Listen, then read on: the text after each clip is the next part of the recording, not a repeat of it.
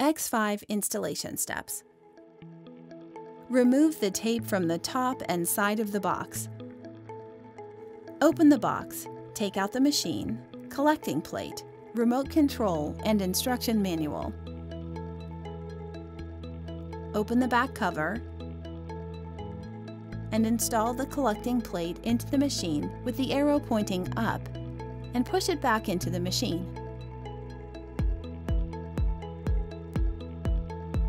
Then close the back cover and the installation is complete.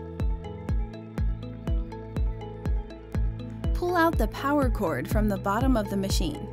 Remove the protector from the plug and plug in to turn on the power. When the power light on the top turns on, short press the right power button to turn on the machine. The display of the machine turns on for about a minute. Then, the display screen shows current air quality. When entering into automatic mode, A indicator light turns on. Short press the power button from the top of the machine to switch to manual mode. Then, the wind speed indicator light turns on. Short press the power button again to change the wind speed from L2 to L4 sequentially. L represents wind speed, and when all the indicator lights are on means the fastest wind speed.